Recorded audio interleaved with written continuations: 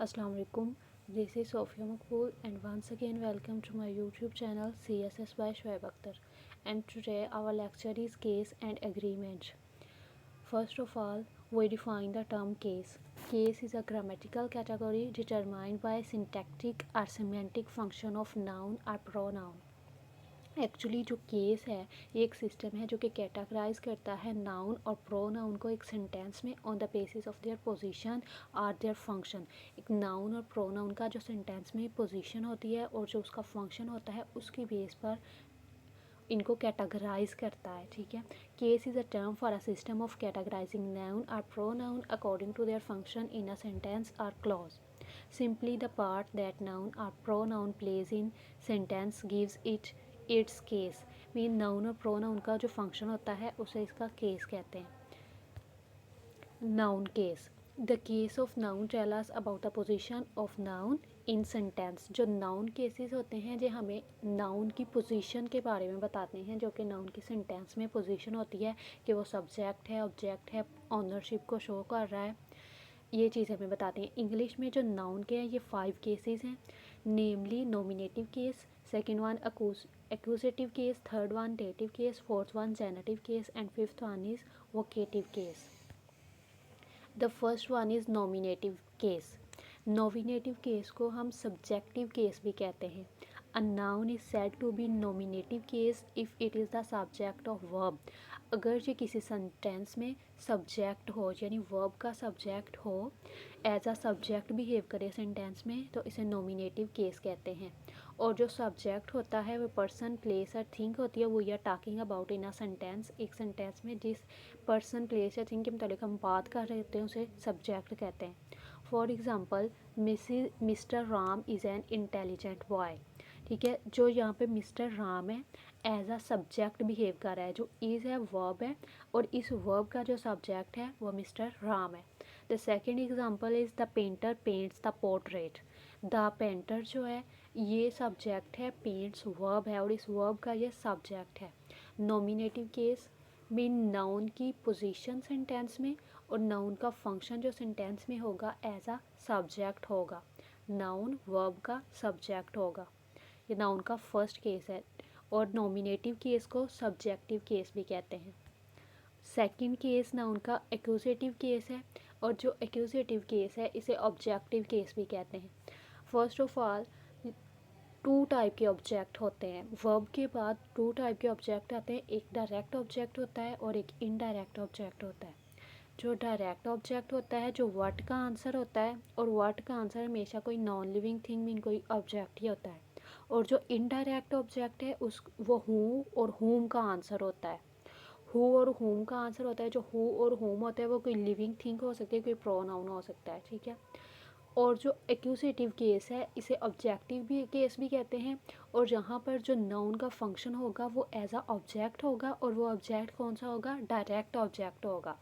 Noun or pronouns are said to be in objective cases if they are direct object of the verb। Mean वो direct object होंगे verb के, mean what का answer होंगे। If they are object of preposition, और second में object of preposition, preposition के object भी हो सकते हैं।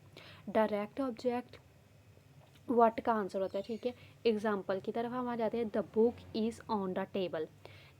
ऑन जो है ये ऑब्जेक्ट है और द टेबल ऑन प्रेपोजिशन है, द टेबल ऑब्जेक्ट है और ये प्रेपोजिशन का ऑब्जेक्ट है, ऑब्जेक्ट ऑफ प्रेपोजिशन है।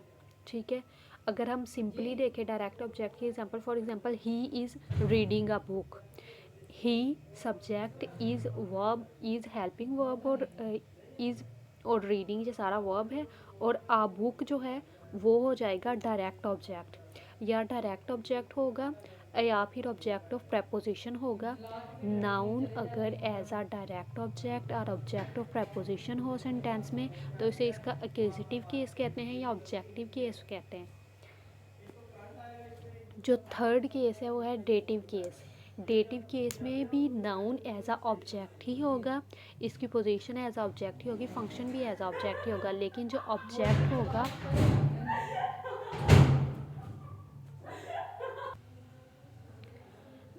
डेटिव केस में noun is said to be dative case if it is the indirect object of the verb. ये ऑब्जेक्ट जो होगा इनडायरेक्ट होगा, मीन हु और होम का आंसर होगा।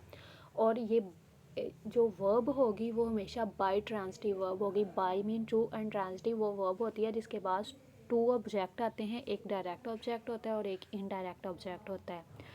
There should not be a preposition before the indirect object because in that case it will be the object of that preposition। अगर वो preposition होगी तो वो उस preposition का object हो जाएगा, तो फिर हम इसे indirect object नहीं कहेंगे बल्कि इसे हम direct object कहेंगे, जो कि हमने लास्ट में पढ़ा था इसमें।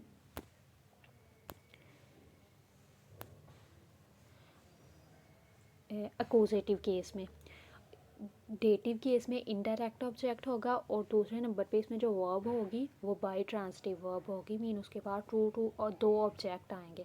For example, ma'am Sameena is teaching us, dative case. ठीक है, जो मैम समीना वो सब्जेक्ट है, इज़ वर्ब है। टीचिंग अस जो है यहाँ पे ये वाला इनडायरेक्ट ऑब्जेक्ट है, ये किसका जवाब है, होम का जवाब है। और जो डेटिव केस है ये जवाब है व्हाट का, और ये डायरेक्ट ऑब्जेक्ट है। एग्जाम्पल, सेकेंड एग्जाम्पल है the teacher gave the student few exercises. The teacher जो है ये सब्जेक्ट है, गेव के बाद द स्टूडेंट जो है students, few exercises the students. Who का जवाब है, हुम का जवाब है द स्टूडेंट, इनडायरेक्ट ऑब्जेक्ट है। और जो फ्यू एक्सरसाइजेज ये जवाब है व्हाट का आंसर है, what few exercises and home to students. ठीक है, ये डेटिव केस है नाउन का। It is the indirect object of the verb give, और जो वर्ब है ये बाय ट्रांजिटिव वर्ब है। ये है नाउन का डेटिव केस। डेटिव केस में जो नाउन का फंक्शन होता है एज अ ऑब्जेक्ट होता है, और जो ऑब्जेक्ट होता है वो इनडायरेक्ट ऑब्जेक्ट होता है, और इनडायरेक्ट ऑब्जेक्ट आंसर होता है हु और होम का। Fourth one is genitive case.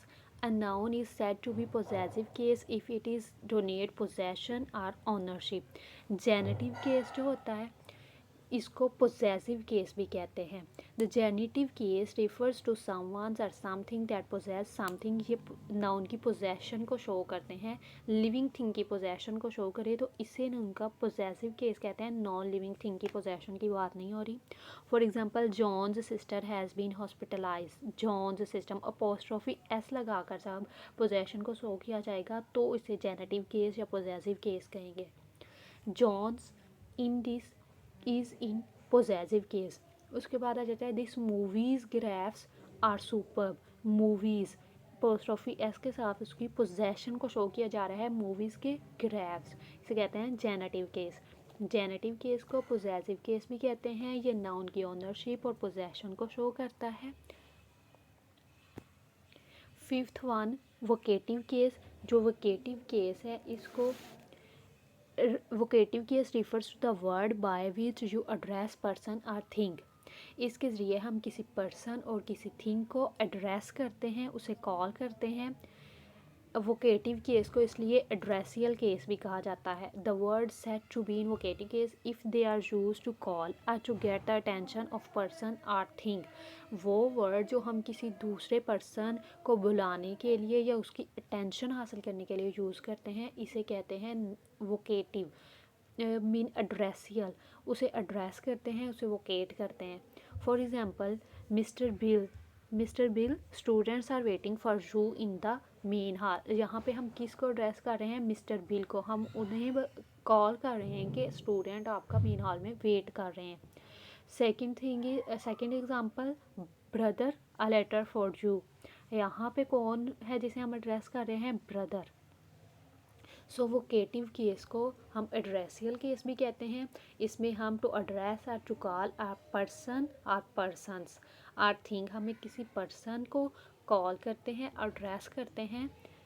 Vocative case में ये एड्रेस करने के लिए यूज़ किया जाता है। आज का हमारा लेक्चर था नाउन के केसेस। हमने नाउन के 5 केसेस डिस्कस किए हैं। सबसे पहला है नॉमिनेटिव केस, इसे सब्जेक्टिव केस भी कहते हैं। इसमें नाउन का फंक्शन और उसकी पोजीशन, इसका फंक्शन एज अ सब्जेक्ट होगा और ये वर्ब से पहले आएगा। ये इसकी पोजीशन होगी। दूसरा केस हमने डिस्कस किया है एक्यूजेटिव केस। जो एक्यूजेटिव केस है इसको ऑब्जेक्टिव केस भी कहते हैं। और ऑब्जेक्ट टू टाइप के होते हैं, एक डायरेक्ट ऑब्जेक्ट होता है और इनडायरेक्ट ऑब्जेक्ट होता है। जो डायरेक्ट ऑब्जेक्ट का आंसर होगा उसे हम एक्यूजेटिव केस कहेंगे, या प्रेपोजिशन के साथ प्रेपोजिशन का जो ऑब्जेक्ट होगा उसे हम एक्यूजेटिव केस में रखते हैं। उसके बाद आ जाता है डेटिव केस। डेटिव केस में भी नाउन नाउन की पोजीशन जो होगी सेंटेंस में एज अ ऑब्जेक्ट होगी, और वो ऑब्जेक्ट इनडायरेक्ट ऑब्जेक्ट होगा, मीन हु और होम का आंसर होगा। फोर्थ वन जो हमने डिस्कस किया है वो है जेनेटिव केस। जेनेटिव केस को हम पोजेसिव केस भी कहते हैं, और ये लिविंग थिंग की पोजेशन शो करने के लिए यूज़ किया जाता है, और अपोस्ट्रोफी एस के साथ इसकी पोजेशन को शो किया जाता है। For example Sara's dress is beautiful.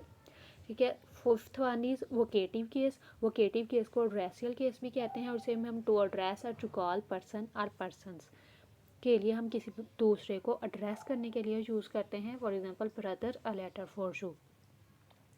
That's all today topic.